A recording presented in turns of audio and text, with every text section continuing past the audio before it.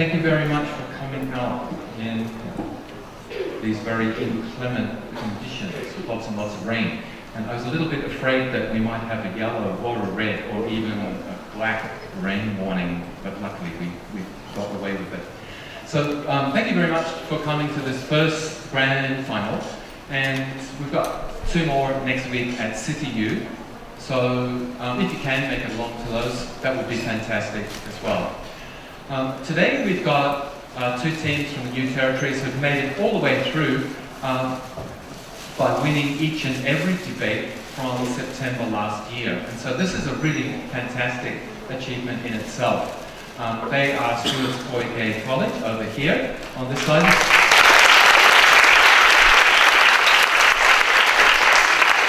And Shun Catholic English College on this side.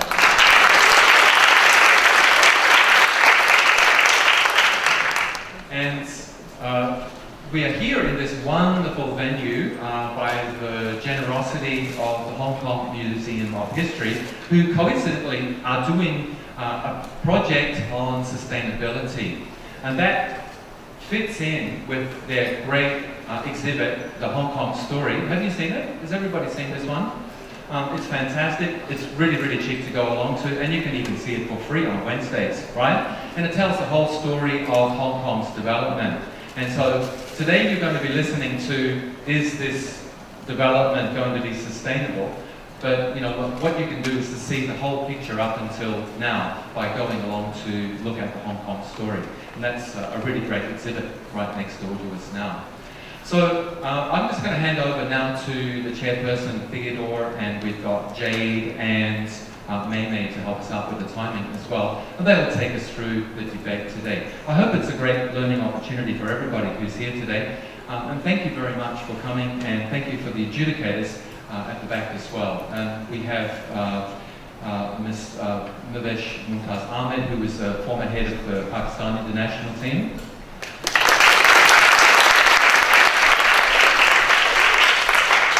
Mr. Greg Force, who's actually the head of the Hong Kong team, and they'll be going off to Singapore to debate in the world schools in a couple of months. And last but not least, we have Mr. Michael Evershed, who's just been through one incredibly difficult year of putting together the fantastic world individuals and all the tremendous build-up that's gone into that. And then even last weekend had a local version of that for local students. And it was an amazing opportunity for many, many students from different schools in Hong Kong to take part over this last year. Big hand for Mr. Okay, so we're just a little bit late on getting going today, so I'll just hand you over now to Theodore, who will take you through the debate. Thank you. Thank you, Mr. Dai. Good afternoon, ladies and gentlemen. Today we are going to have the 2014 to 2015 Hong Kong Secondary School Debate Commission New Territories Grand Final Debate on the motion that Hong Kong is doing enough to ensure sustainable development. I would like to introduce the teams now. The affirmative team is from Stuart's Koike College, and the first speaker is Michelle Goh.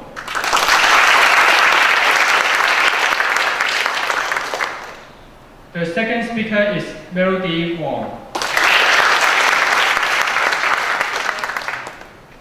And the first speaker is Sherry R. Their team advisor is Mr. Derbyshire.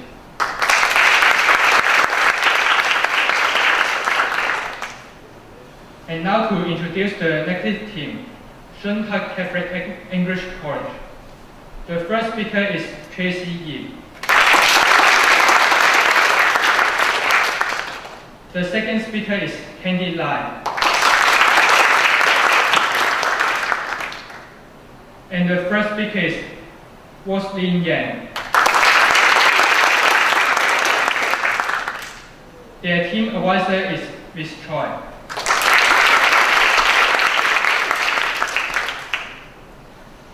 The educators today are Ms. Bawesh Mumtaz Ahmad.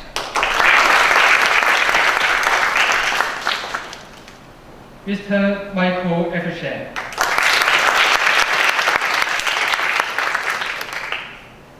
And Mr. Greg Foss.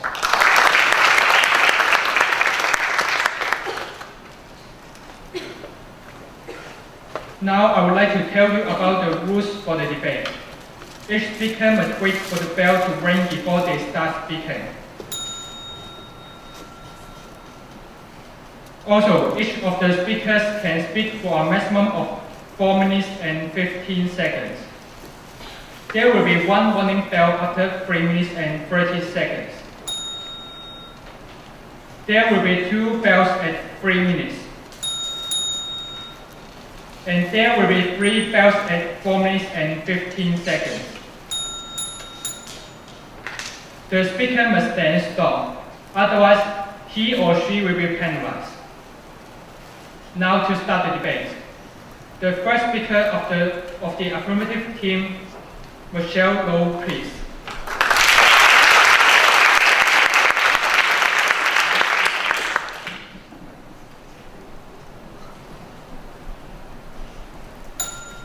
Ladies and gentlemen, today we need to make sure that all of us know that the fact of humans' desire is never going to be forever attainable.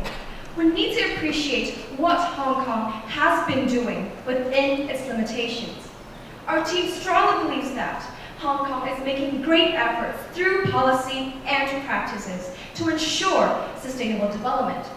As the first speaker, I'll show you how policies since 1999 from government and NGOs have framed the sustainable development in society. My second speaker will show you how policy has been put into practice to obtain sustainable development in Hong Kong. Now, let me define the motion for you. Hong Kong refers to both the government and society. According to the Oxford Dictionary, enough means sufficient. According to the Hong Kong Sustainable Development Research Institute, sustainable development in Hong Kong refers to a balance between economic, social, and environmental needs. And let me be very clear. In order for our opponents to take this debate, they must prove that Hong Kong cannot satisfy all these 3 aspects of sustainable development. Hong Kong is trying her best in policies to change people's mindset in environmental, economic, and social development. Both the government and non-government sectors are working hand in hand together in order to achieve a sustainable future for Hong Kong. Since 1999, the Chief Executive announced sustainable development as part of the government's policy, which includes building a mindset about the 4 Rs: recycle, reduce, reuse, and replace. In 2000, the Joint Working Group on Sustainable Development and Environmental Protection was established to enhance cooperation between Hong Kong and Guangdong. In 2007, the Better Air Quality Program was introduced. In 2009, Hong Kong participated in the UN International Symposium on Sustainable Development. In 2011, a public engagement process on energy saving efficiency in buildings.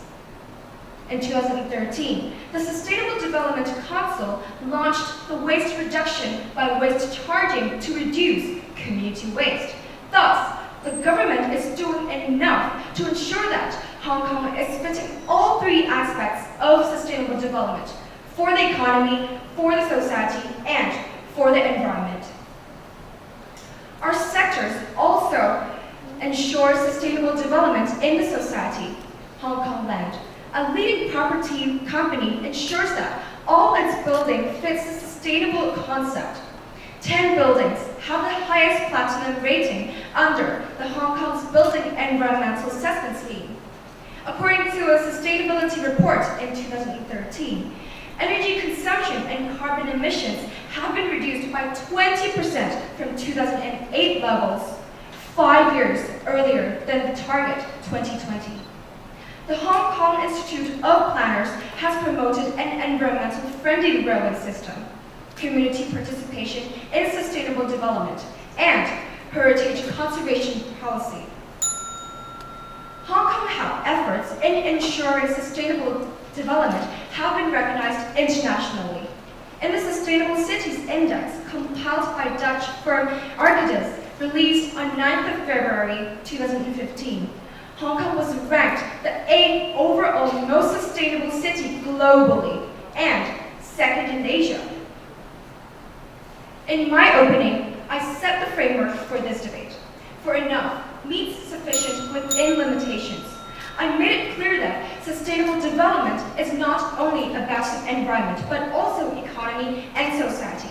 Therefore, today's motion must stand. Thank you.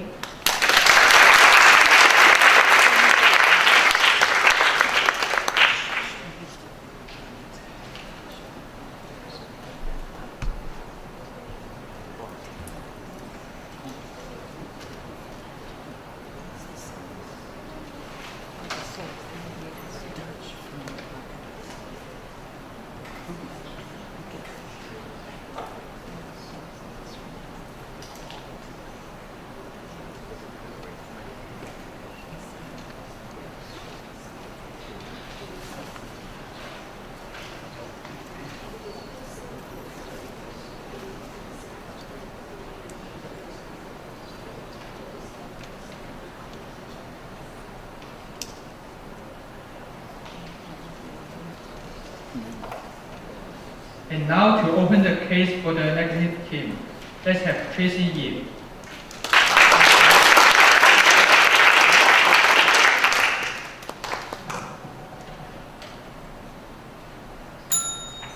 Good afternoon, adjudicators, ladies and gentlemen. The affirmative team has made a fatal flaw in their argument that I would like to refute. First, the affirmative team mentioned that the government policies are changing the mindsets of the Hong Kong citizens. However, there are not, because government policies are still about waste reduction by charging. For example, the plastic bag levy, which is by raising the levy of the plastic bag in different times, and the government is short-sighted because the policy, for the sake of implement and instant action, caring and sustainable development. The citizens are still not caring about the sustainable development, and they're still only caring about the levy. And this will be further elaborated by my second speaker. With that being said, our team strongly believes that today's motion, Hong Kong is doing enough to ensure sustainable development here, must not stand. As the first speaker, I will define the keywords in today's motion and talk about the passive nature of Hong Kong government and their inability to increase prosperity while preserving the environment.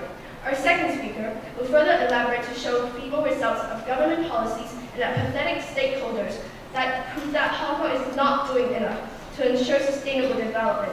And our third speaker will sum up our team case. I will first define two crucial keywords in the motion today. First, the term Hong Kong, which represents not only the government and the citizens, but also the Hong Kong businesses. As for the term sustainable development, according to Hong Kong Environmental Bureau, it means first, finding ways to increase prosperity and improve the quality of life while reducing overall pollution and waste. Second, meeting our own needs and aspirations without doing damage to the prospects of further generations, and reducing the environmental burden we put on our neighbors and helping to preserve common resources. Let me emphasize the affirmative team that for the stance to stand, they have to prove that all stakeholders in the Hong Kong are doing enough to reaching the full potential compared to other cities, and there's visible improvement in sustainable development. Hence our team line today. Hong Kong is passively preserving while actively annihilating. The government is not active enough in pursuing sustainable development. They focus on effective education mainly. Sustainable development is promoted to students via exhibitions and presentations at school, or by holding poster design competitions or video contests. But how effective are these minor efforts compared to other cities? In the city of Amsterdam, they plan and organize more active projects and that not only raise awareness but also changes children's behavior. In the Smart School Contest, schools compete on energy efficiency program results to see which school can save the most energy 10 weeks. Thousands of children can be reached in educating them about the importance of energy efficiency and can actually be compelled to do something about it. Also, the Hong Kong government cannot achieve sustainable development primary goals, which is to improve prosperity while protecting the environment. According to WWF, numerous proposed mega infrastructure projects on or in close proximity to Lantau Island, for example, the Chung Chung New Town Development Extension, reclamations in Siu Ho Wan, the artificial island proposed on the east of Lantau, and the airport third runway construction will all cause severe impacts on the environment, biodiversity, and their stakeholders.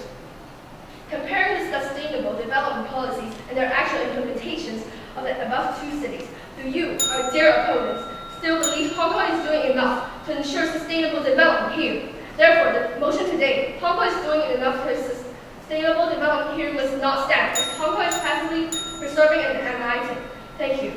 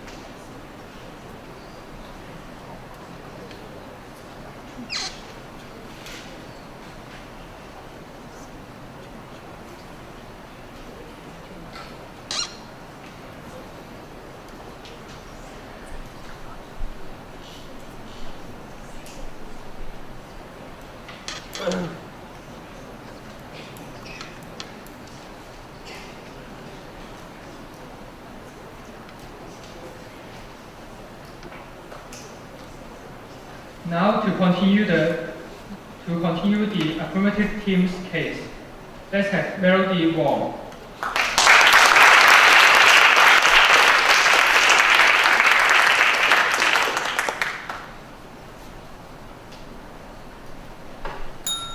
Good afternoon, ladies and gentlemen.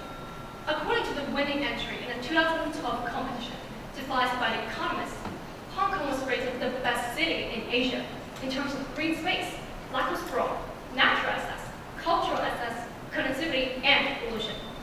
Hong Kong was also ranked first with a score of 87.8 in the Spatially Adjusted Livability Index. Our team strongly believes that Hong Kong is doing enough for sustainable development, as Hong Kong is making great efforts through policy and practice to ensure a sustainable future. I will now look at how practice supports our contention. But before I begin my speech, I want to correct a few mistakes made by our dear opponents. First, the first speaker said the government's policy is short-sighted. However, dear opponents, if you're saying that the people in Hong Kong are not caring about the environment, why is the environmental levy scheme on plastic shopping bags has reduced up to 90% of the plastic shopping bags in Hong Kong? Second, they talk about the third runway has been producing a lot of pollution in Hong Kong. However, the government hasn't responded to the third runway project yet. But it is really implemented and it is really causing too much harm on Hong Kong. The government is going to abandon the project. Now back to our classic contention. Ladies and gentlemen, the government has set up in 1999 to have a fundamental change of mindset to bring about full integration of the needs for economic and social development while preserving the environment. Our 100 million fund was set up by the government in 2003 to support community initiatives in sustainable development. 63 projects were approved, alone involving a total amount of 63.9 million.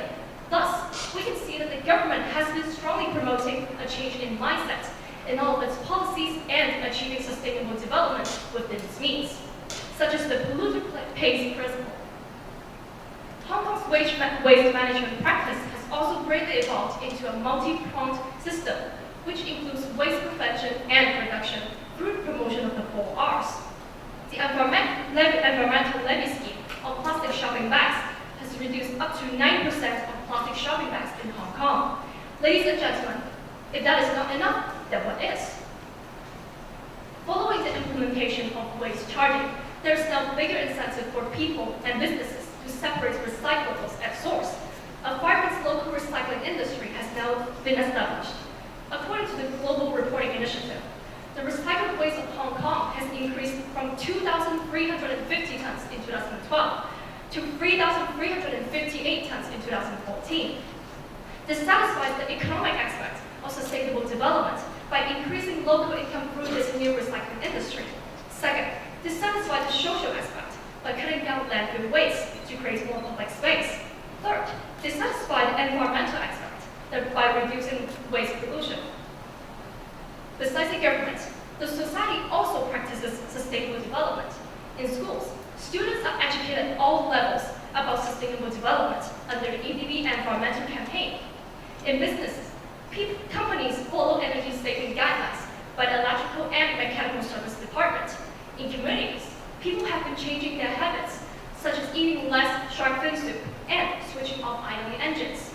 The society thus satisfies an economic aspect by preventing overconsumption. Second, this satisfies the social aspect by living lifestyles that conserve resources. Third, this satisfies the environmental aspect by creating less pollution. Ladies and gentlemen, I've clearly shown you different examples of how Hong Kong is doing enough for sustainable development. On the other hand, our opponents have been failed to prove that Hong Kong cannot satisfy these three aspects. That is social, economical, and social development. Therefore, today's motion must stand. Thank you.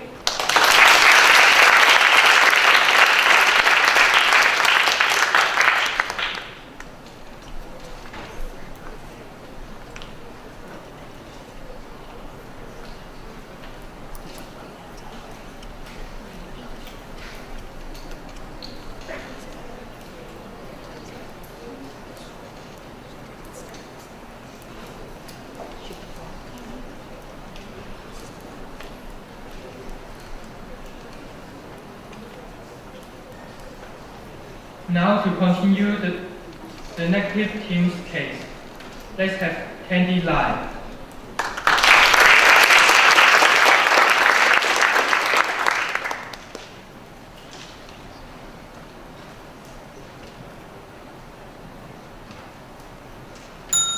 Good afternoon, adjudicators, ladies and gentlemen.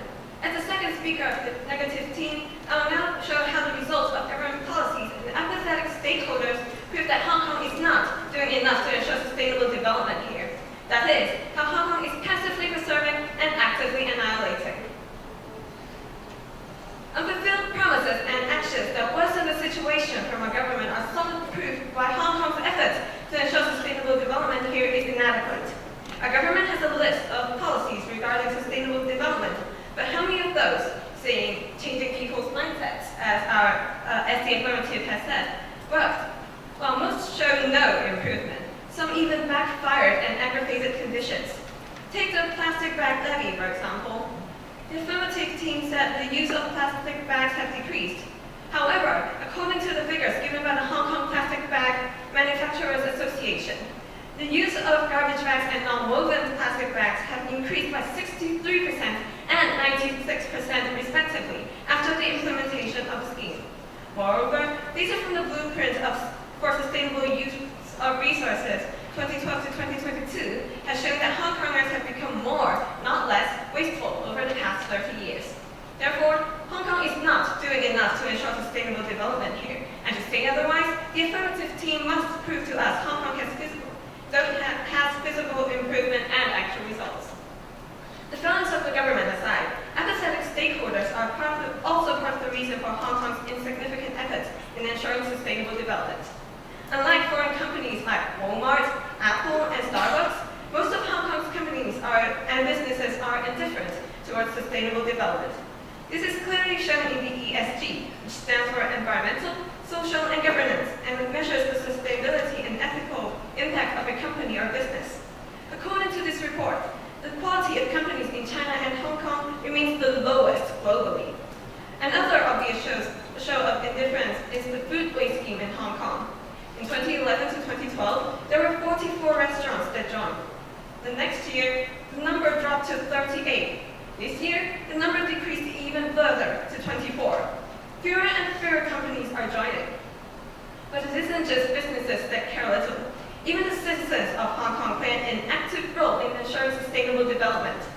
People hear about sustainable development all the time, but rarely do we actually take action to ensure it. The increased usage of bags of other kinds mentioned earlier is well-founded proof that citizens value scarcity of sustainable development. In addition, figures from the Environment Bureau show that each of us is throwing away 30% more waste every day. That is far from the principles of sustainable development. According to the EPD, moreover, the affirmative said something about reducing waste. According to the EPD, however, Hong Kong has a comparatively large waste load compared to Taipei, Tokyo, and Seoul. Hong Kong's domestic waste is 1.36 kg per person, compared to 1 kg from Taipei and less than a kg for Tokyo and Seoul. Even with the levy, and the fact that 80% of Hong Kong residents have recycling bins close to where they live, there is still a lot of waste. This clearly shows that Hong Kong citizens' mindsets aren't changed, and they are not doing enough to ensure sustainable development. From the government's inefficiency and stakeholders' apathy, it's crystal clear that Hong Kong is passively preserving and actively annihilating, and thus not doing enough to ensure sustainable development here. Therefore, today's motion must not stand. Thank you.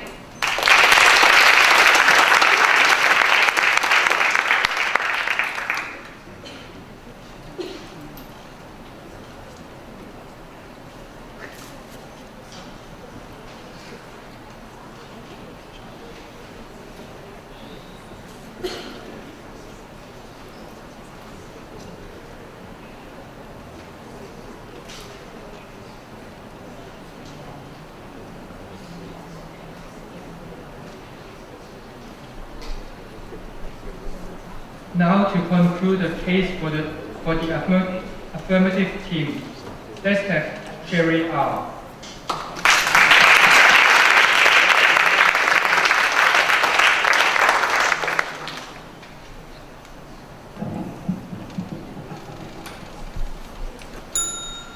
Ladies and gentlemen, what is enough?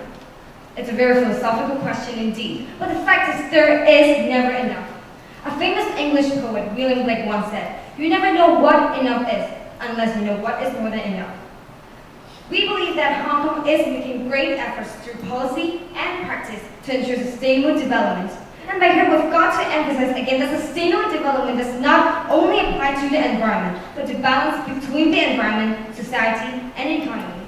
However, our opponents have been trying to mislead us again and again by saying that about the education program in Amsterdam, comparing Amsterdam to Hong Kong, that Amsterdam have the smart school contest, but Hong Kong have it too. Our second speaker has shown you about the education project our government has been working on, and I will tell you about it in my summary later.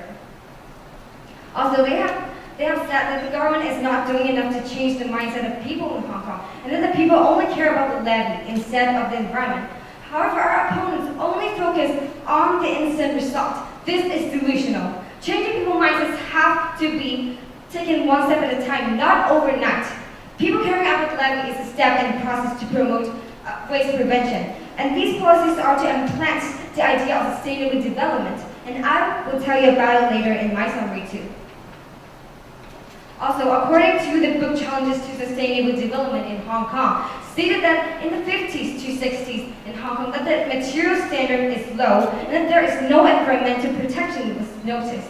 And then look at Hong Kong nowadays. How is this not enough? Also, they stated that Hong Kong generated more solid waste than other countries or similar cities.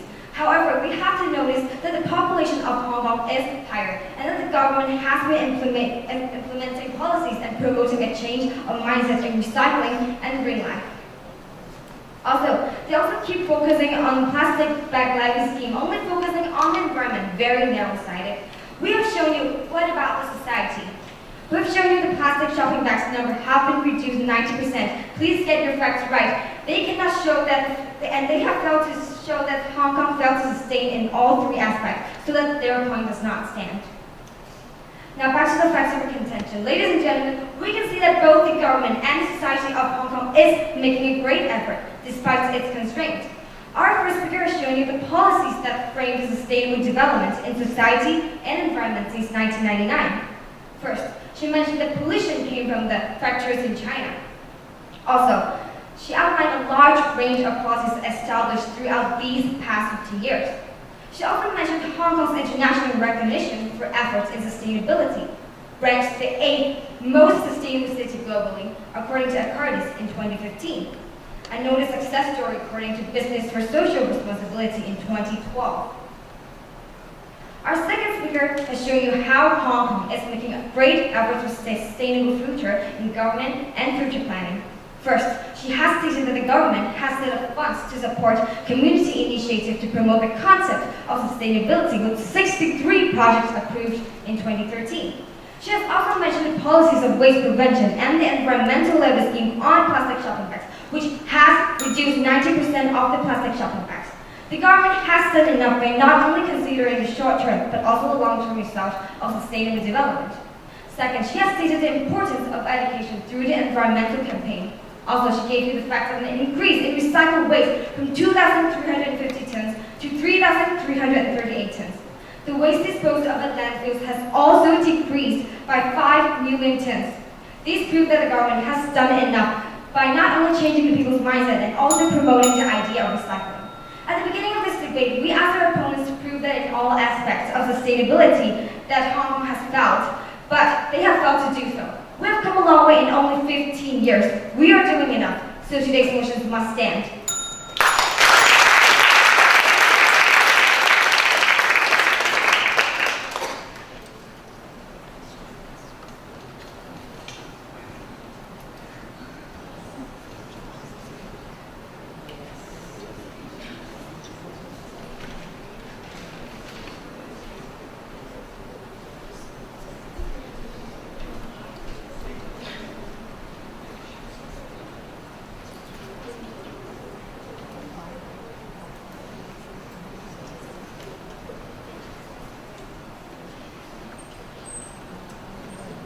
Now to conclude the case for the negative team, let's have Waslin Yang.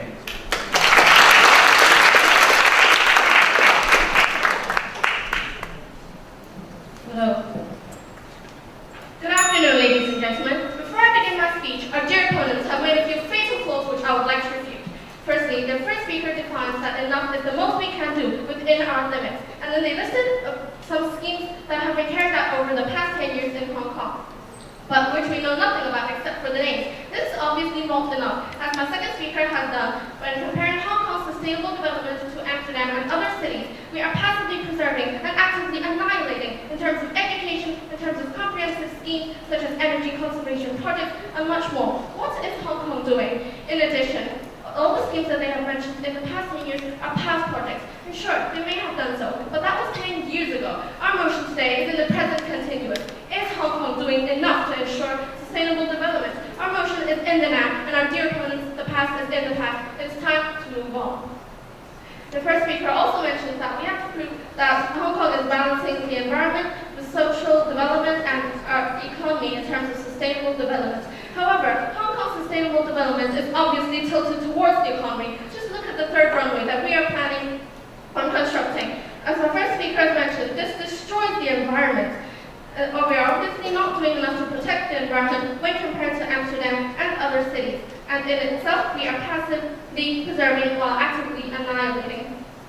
If you need further proof, just look at the amount of country parks in Hong Kong. In 2013, the government suggested converting parts of our country parks into housing purposes. Not only is the government passive in promoting sustainable development, but actively destroying sustainable development for the environment.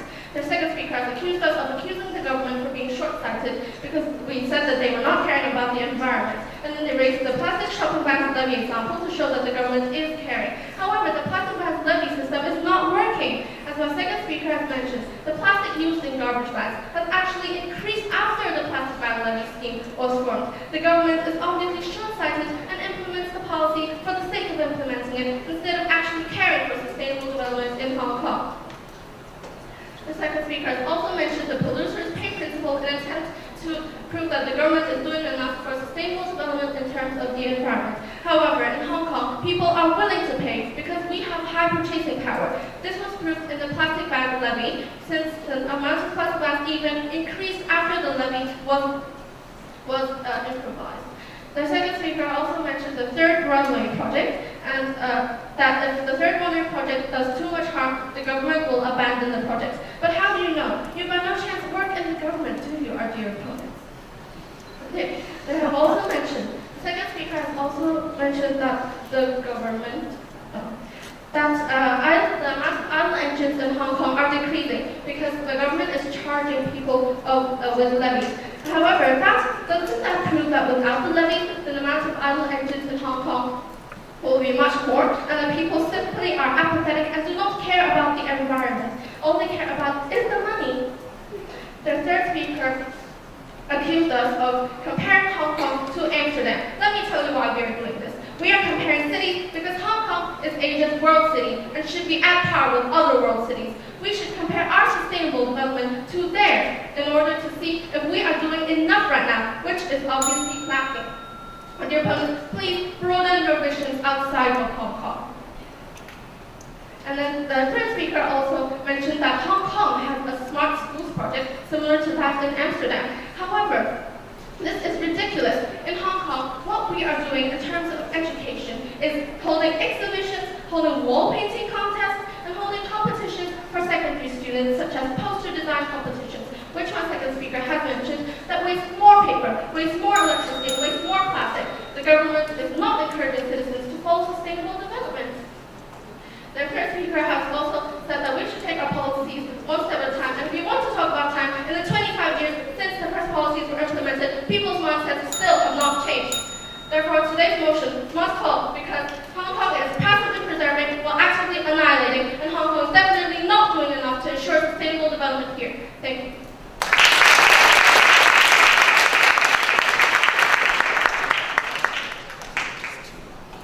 Let's conclude the debate arguments.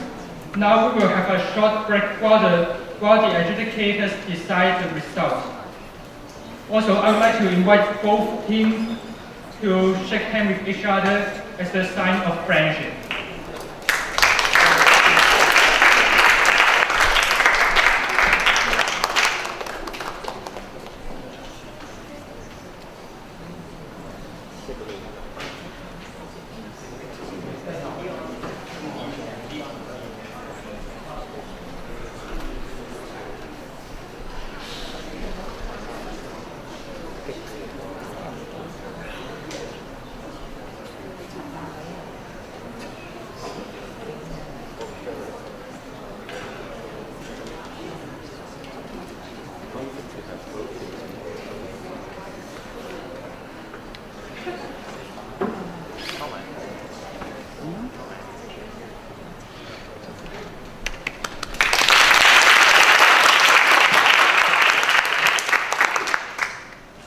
Hello everyone. I think I speak on behalf of the judges as well as everyone over here when I say this was a top-notch, high-quality final debate, and it was a pleasure to have been given the opportunity to judge it. So a round of applause to both teams for being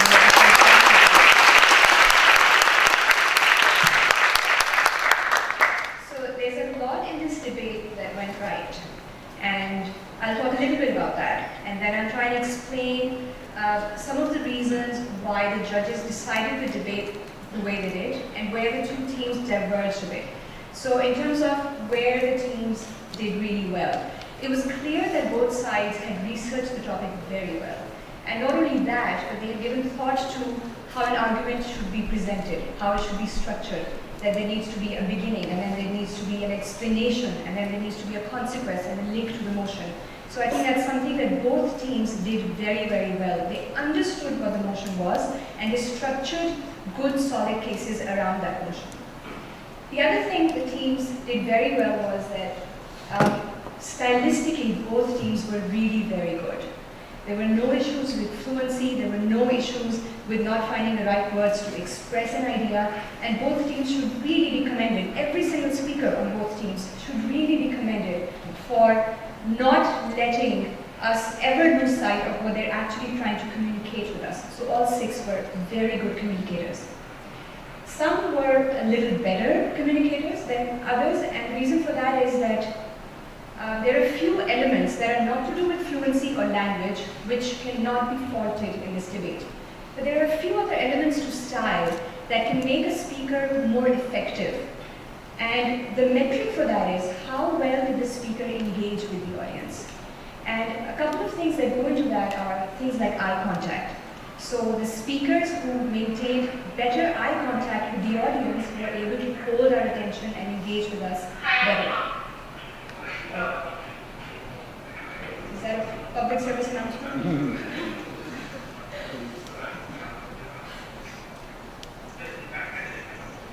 They're not talking to us, right? There's no TA coming or no. And one of the other elements is how confident a speaker seems. And again here, I would say that all 6 speakers were confident. But speakers who were pausing more, who were giving us time to digest what they were saying, who were wearing their tone more, were actually more effective because they seemed more in control of their speech and therefore gave us better style. So although style was fantastic, on both sides we saw speakers who were a little better than the other speakers on that side. Now, in terms of the overall debate and how it progressed, I'm going to give you the big picture, and Greg after me is going to talk to you a little bit more about the details. So we felt that in terms of the way that the proposition and opposition set up the case, they could both have actually tackled or got to the heart of what the motion is a little quicker and a little more clearly. So the motion is whether Hong Kong is doing enough. It's not about whether Hong Kong has any policies that are sustainable or that want to take Hong Kong towards sustainable development. It's not about whether Hong Kong is actively harming or impeding this movement towards sustainable development. It's really about whether Hong Kong is doing enough. Are we on the right path? And we feel that while broadly proposition and opposition understood this question, sometimes they diverged a little bit. So from the proposition, for example, we saw a lot about the policies that the Hong Kong government has in place. And it's only as the debate progressed that the consequences of those policies became clearer. And it's the consequence that's actually important in helping us decide whether Hong Kong is doing enough towards sustainable development. Then on the opposition could have had a choice had a choice between 2 tracks. The opposition could have said, okay, we're only going to talk about whether Hong Kong is not doing enough and can do more, or we'll go a step further and talk about how Hong Kong is actually actively harming the movement towards sustainable development. And we feel that the opposition couldn't quite decide which one of these 2 approaches they wanted to take, which meant that both were taking up time in their debate without perhaps being taken to the level of analysis that we wanted them to. And this is where a key component of this debate comes in, which is strategy. Which team was more strategic in pushing their case, in presenting their arguments, in linking those arguments back to the motion, and in the end in convincing us that the case that they had set up was stronger and that they had effectively refuted the other side. We felt that one team was stronger in this than the other, and therefore today's debate has gone unanimously to the proposition.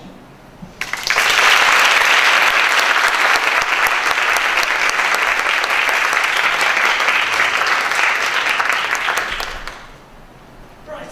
Hello. Thank you, two people. What I'm just going to do very quickly is I'm just going to add on to some of the things Mavesh has already talked about. I just wanted to add a couple of things that we liked, or things that could have been improved on, about the individual speeches. As Mavesh has already said, this debate was very high quality. It's very, very engaging, very easy to listen to.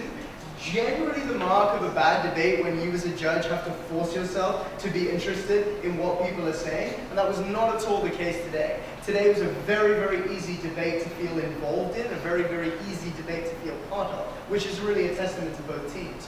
However, just 1 or 2 quick things that I would touch on that I think individual teams can work on to improve. One of the big things, and Mavesh has touched on it a little bit already, is what your team is actually trying to prove And I think at times we were in a bit of danger of maybe proving something that we didn't need to prove, meaning something that wasn't actually connected to the motion.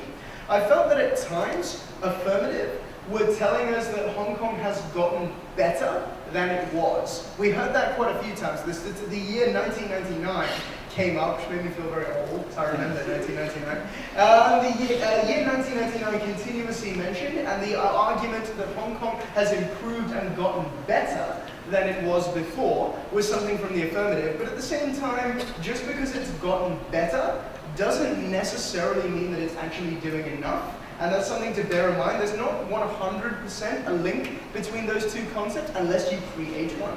And for the negative team, negative told us a lot about why Hong Kong is doing is doing worse than other places.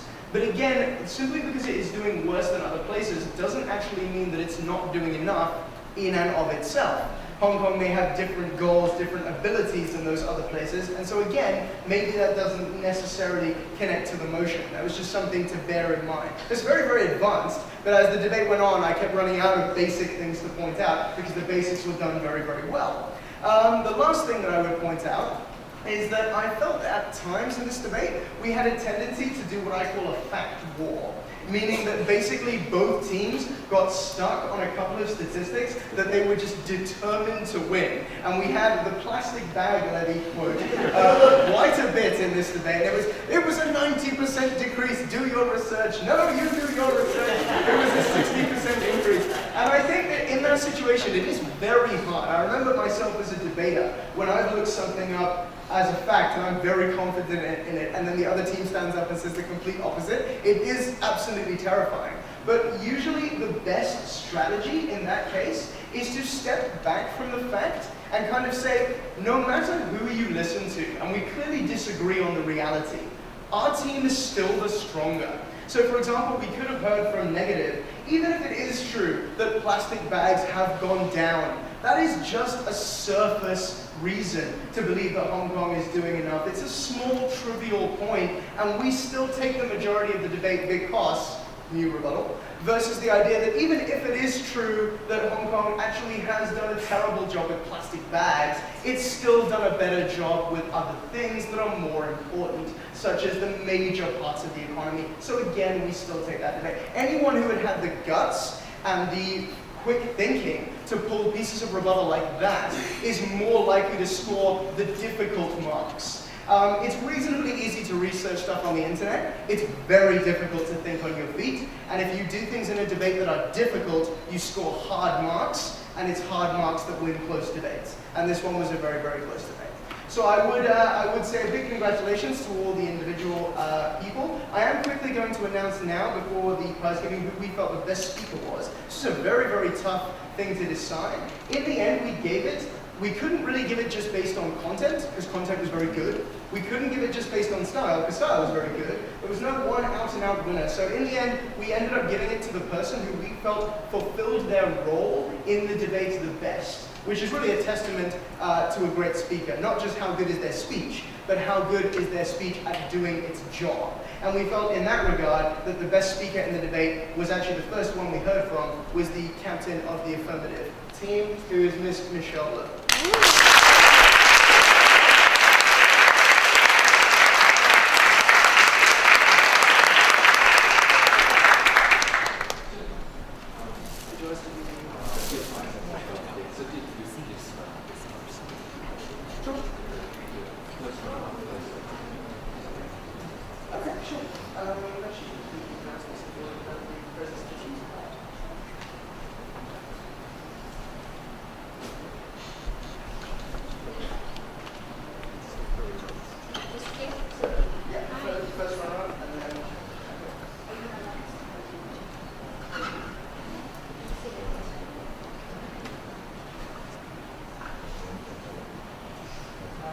Now, I'd like to invite the first one up to come out to receive the trophy.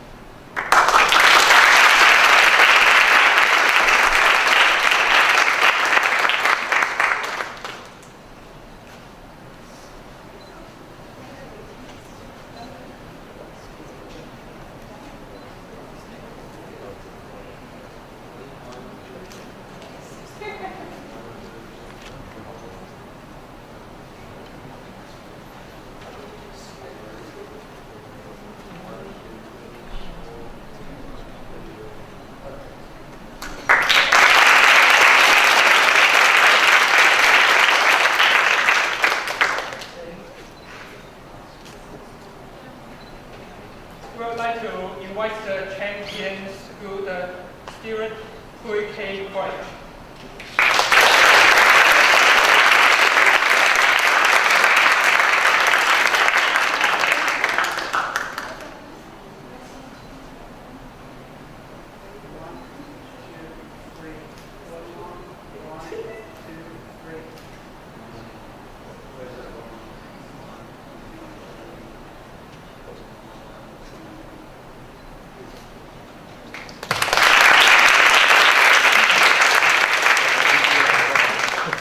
Now we would like to present the trophy to the best speaker, Michelle O, please.